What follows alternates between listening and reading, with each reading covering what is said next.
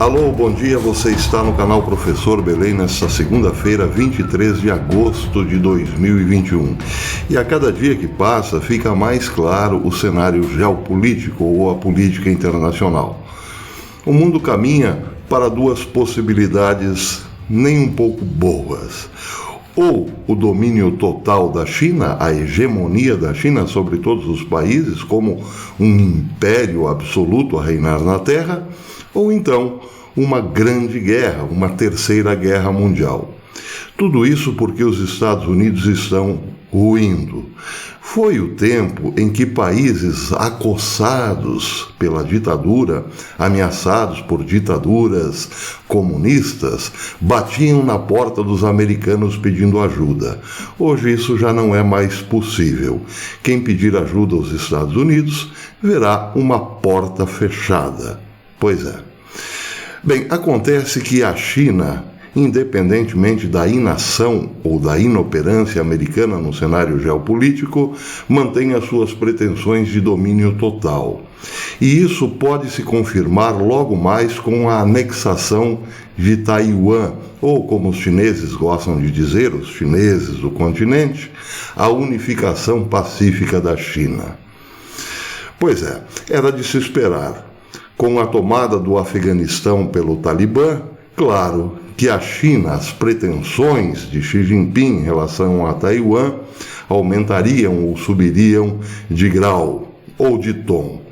No dia 10 de julho, na comemoração dos 100 anos do Partido Comunista, Xi Jinping disse que agora era hora de anexar pacificamente Taiwan e unificar toda a China. Isso foi no dia 10 de julho.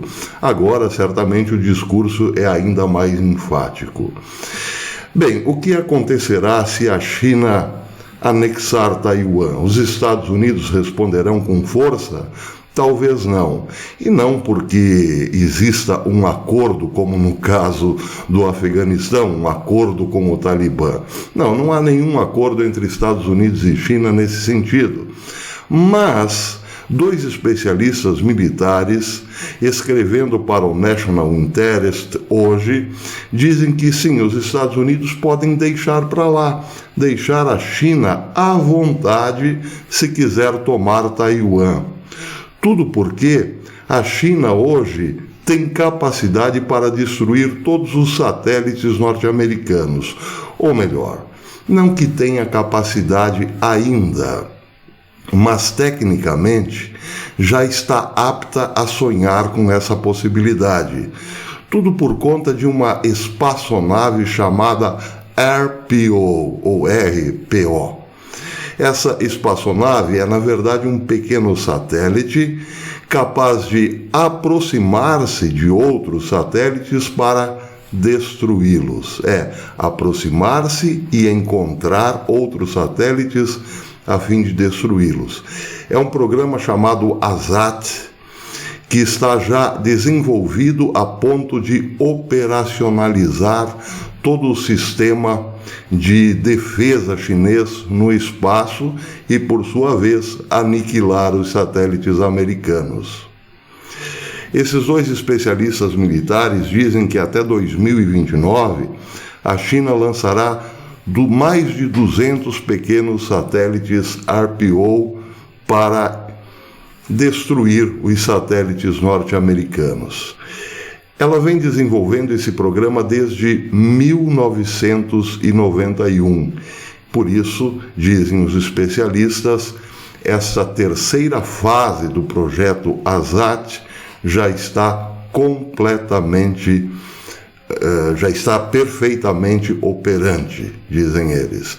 Bem, tudo começou em 91, na ocasião havia a Guerra do Golfo, a Primeira Guerra do Golfo, a primeira guerra dos Estados Unidos contra o Iraque, quando os Estados Unidos mostraram ao mundo uma nova forma de fazer guerra, sem tropas.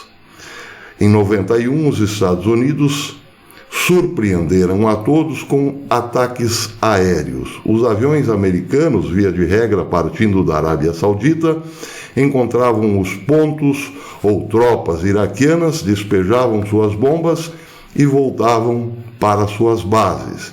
E aí, claro, todo mundo perguntou, mas como eles conseguem isso? Os chineses, que não são bobos nem nada, perceberam logo que tudo dependia da colaboração dos satélites. Os satélites orientavam os aviões, os caças norte-americanos, para os pontos fundamentais a serem atacados. Foi uma guerra estranha, porque as tropas entraram só muito depois e praticamente nem houve grandes conflitos terrestres. Bem, os chineses também perceberam que ali estava o calcanhar de Aquiles dos americanos. Porque uma vez usando satélites para promover ou dar sentido e direção aos seus ataques, era preciso pensar também numa forma de proteger os próprios satélites. A única proteção ao satélite é que ele está num lugar quase inacessível. E foi então que a China começou a trabalhar nesta possibilidade de alcançar em algum momento os satélites americanos, torná-los sucatas e ver bem os Estados Unidos sem uma grande rede de informações. E assim foi feito.